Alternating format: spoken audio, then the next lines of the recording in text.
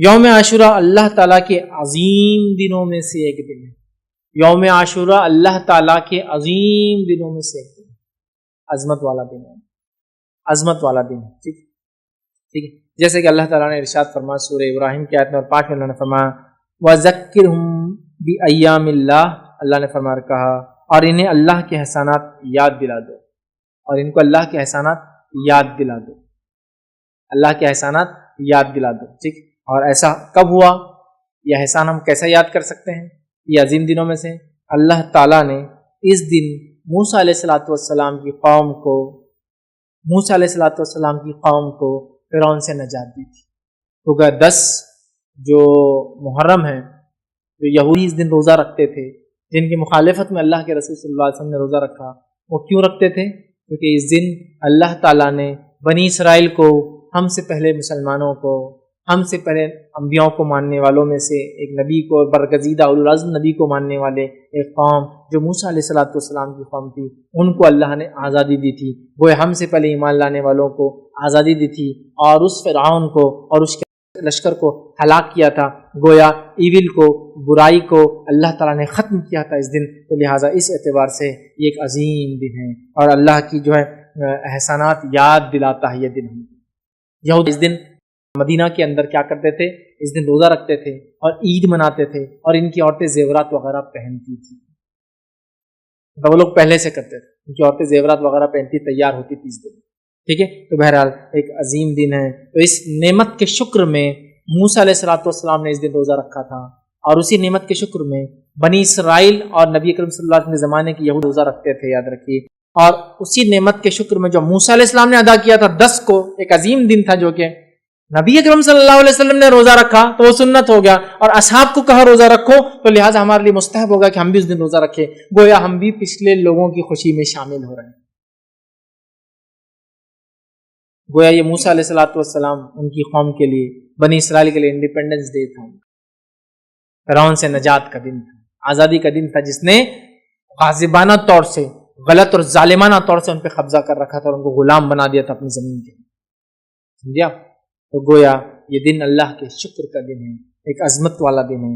اسی طرح جو ہے ابن عباس رضی اللہ عنہ فرماتے اور کہتے ہیں رسول اللہ صلی اللہ علیہ وسلم جب مدینہ تشریف لائے تو یہودیوں کو عاشورے کے دن روزہ رکھتے ہوئے پایا, تو آپ نے ان سے فرمایا یہ کیسا دن ہے, یہ کیسا دن ہے جس میں روزے سے ہو. مطلب یہودیوں سے پوچھا تم روزے سے ہو, کیسا دن ہے؟ تو ان لوگوں نے کہا یہ ایک عظیم دن ہے, اسی دن اللہ نے موسیٰ اور ان کی قوم کو نجات دیا تھا, اور فرعون اور اس کی قوم کو غرق کر دیا تھا. اور ایک روایت میں یہ ہے کہ ایسا دن ہے جس میں اللہ نے موسیٰ اور بنی اسرائیل کو فرعون پر غلبہ عطا فرمایا تھا. چنانچہ موسیٰ علیہ السلام نے بطور شکرانے کہ اس دن روزہ رکھا, لہٰذا ہم بھی روزہ رکھتے ہیں اس دن. یہودیوں نے کہا ٹھیک ہے. تو رسول اللہ صلی اللہ علیہ وسلم فرمایا ہم تمہارے بنسبت موسیٰ علیہ السلام سے زیادہ قریب اور ہم مستحق ہے کہ ہم بھی روزہ رکھیں.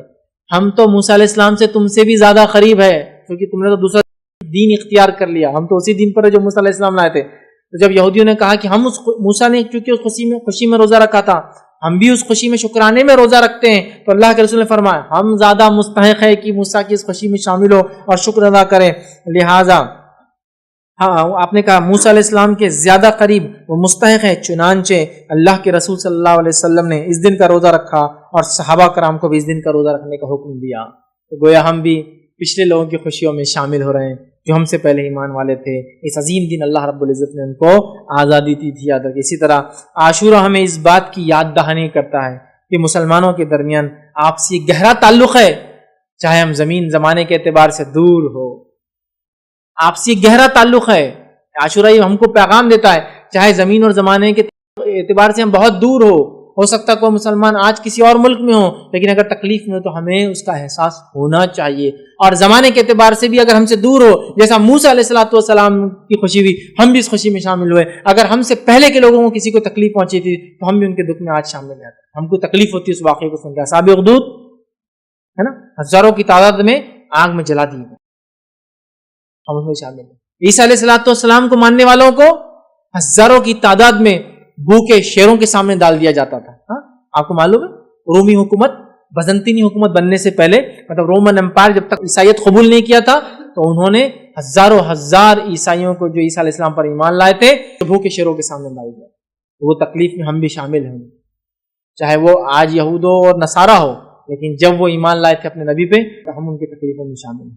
تو زمانے کے اعتبار سے ہم آگے پیچھے ہو یا علاقے کے اعتبار سے ہم آگے پیچھے ہو، ہم ایک دوسرے کی تکلیف اور خوشیوں میں ساتھ ہے۔ یہ بات کہ ہم کو اس سے میسج ملتا ہے، یاد رکھیے کہ زمین اور زمانے کے بدلنے سے کوئی فرق نہیں ہوتا، ہم مسلمان آپس میں ایک دوسرے سے گہرا تعلق رکھتے، یہ میسج وہی تھا۔ اور کیوں نہ ہو، اللہ رب العزت نے قرآن میں یہ بات کہی، والمؤمنون والمؤمنات بعضهم اولیاء بعض، مومن مرد اور مومن عورتیں آپس میں دوست ہیں، اولیاء ہیں، ایک دوسرے کے مددگار ہے۔ سورۃ توبہ کی آیت نمبر 71 ہے یہ، ایک دوسرے کے مددگار ہے، دوست ہے، مومن مرد اور مومن عورتیں۔ تو یہ بھی پیغام ہم کو ملتا ہے۔ اسی طرح 10 کو جب موسیٰ علیہ السلام اپنی قوم کو لے کر نکلے اور سامنے سمندر تھا بڑا، بنی اسرائیل موسیٰ علیہ السلام کے ساتھ تھی، فرعونی پیچھے سے ان کا لشکر آ کر موسیٰ علیہ السلام کو گھیر لیا۔ سورہ شورى میں اللہ رب العزت نے اس واقعے کو نقل کیا، آیت نمبر 61 اور 62 کے اندر، اور اللہ نے فرمایا اِنَّا لَمُدْرَكُونَ، اور جب بنی اسرائیل نے کہا یقیناً اب ہم پکڑے گئے، اب پیچھے سے آگے انہوں نے ادراک کر لیا ہمارا اب تو ہم گھیر لیں گے، پکڑ لیں گے ہم کو، موسیٰ علیہ السلام نے فرمایا کہا کلا ان معی ربی سیہدین، ہرگز نہیں، یقین مانو میرا رب جو ہے میرے ساتھ ہے، جو ضرور مجھے راہ دکھائیں گا۔ اور کیا ہوا؟ اللہ نے حکم دیا اضرب بعصاک البحر، مار اپنے لاٹھی کو اس پانی میں، اور سمندر 2 حصوں میں تبدیل ہو گیا۔ موسیٰ علیہ السلام بنی اسرائیل اس سے نکل گئے، فرعونی بھی پیچھے چلے، ان کے نکلنے کے بعد سمندر پیچ اپ ہو گیا، مل گیا، اور وہ سب غرق ہو گئے۔ یہ تھا ہوا۔ اس کے بعد موسیٰ علیہ السلام نے شکر ادا کیا اللہ کا، اور روزہ رکھا، یاد رکھیں۔ اور یاد رکھیں اس دن کی تعظیم اتنی زیادہ تھی کہ تاریخی روایتوں میں ملتا ہے کہ دور جہالت میں بھی 4 مہینے محترم مشرکین مکہ مانتے تھے، مشرکین مکہ بھی اس روز روزہ رکھتے تھے 10 کو، اور اسی دن کعبے کا غلاف بھی بدلتے تھے عاشورے کو۔ کعبے کا غلاف یاد رکھیے نبی اکرم صلی اللہ علیہ وسلم نے بدلا، اور اس کے بعد وہ سلسلہ اور معاملہ چلتا ہی رہا۔ تو مشرکین مکہ دور جہالت میں اس دن روزہ رکھتے تھے کیونکہ اس دن کی عظمت کے اعتبار سے، اور وہ لوگ اس دن کعبے کا غلاف تبدیل کیا کرتے تھے۔ تو گویا مشرکین مکہ کے پاس بھی اس کی عظمت تھی۔ اور اسی طرح مائی عائشہ کی جو روایت ہے اس سے پتہ چلتا یہود و نصارہ کے پاس بھی اس کی عظمت اور تعظیم تھی۔ میں سمجھتا ہوں پورا واقعہ میں نے آپ کے سامنے رکھ دیا، پھر بھی بہت مختصر سا اس کو ایک بار پھر دہراتا ہوں۔ مائی عائشہ کی روایت وہ فرماتی اور کہتی زمانہ جاہلیت میں قریش عاشورے کے دن کا روزہ رکھتے تھے، خود رسول اللہ صلی اللہ علیہ وسلم نے بھی ہجرت سے پہلے اس دن کا روزہ رکھا، ہجرت سے روزہ رکھا۔ جب آپ صلی اللہ علیہ وسلم ہجرت کر کے مدینہ منورہ تشریف لائے، خود بھی اس دن کا روزہ رکھتے تھے اور دوسروں کو بھی اس دن کا روزہ رکھنے کا حکم دیتے تھے۔ لیکن جب ماہ رمضان کے روزے فرض کر دیے گئے تو آپ نے عاشورے کے دن کا روزہ رکھنے کا اہتمام ترک کر دیا اور فرمایا جو چاہے اس دن کا روزہ رکھے، جو چاہے اس کو چھوڑ دے۔ صحیح مسلم۔ اور دوسری روایت جو صحیح مسلم کی اس میں الفاظ اس طرح سے ابو موسیٰ اشعری رضی اللہ عنہ فرماتے اور کہتے ہیں یہود یوم عاشورے کو شکرانے کا روزہ رکھتے تھے، اس دن مسرت کا اظہار کرتے تھے، عید مناتے تھے، اپنی عورتوں کو زیورات اور سامان پہناتے تھے زینت کا، اور سامان پہن کر وہ مزین ہوتی، اپنے آپ کو سجاتی اور سنوارتی۔ یہود بھی روزہ رکھتے، مشرکین بھی روزہ رکھتے، اور اس دن کی حرمت ان کے پاس بھی تھی۔ تو عاشورہ ہمیں کیا میسج دیتا ہے؟ عاشورہ ہمیں میسج دیتا ہے کہ یہ ایک بڑا تعظیم کا دن ہے، اللہ کی عظمت والا دن ہے، یاد رکھیں۔ اس میں ہمیں روزہ رکھنا چاہیے شکرانے میں کہ اللہ نے ہم سے پہلے مسلمانوں کو نجات دی تھی، ہے نا۔ دوسرا، اللہ تعالیٰ نے دشمنوں کو مسلمانوں کے ہلاک کیا تھا اس دن۔ اور تیسرا ہمیں ملتا ہے کہ اس کارنامے کو ہم یاد کرتے ہیں اس دن عاشورے کے دن، اور روزہ رکھتے ہیں اس کے شکرانے میں، یاد رکھیں۔ تو لہٰذا عاشورہ ہمارے لیے ایک میسج دیتا ہے، مسلمانوں کو ایک پیغام دیتا ہے۔ یہ پورا مہینہ بہرحال اپنے آپ میں بڑا اہمیت کا حامل ہے۔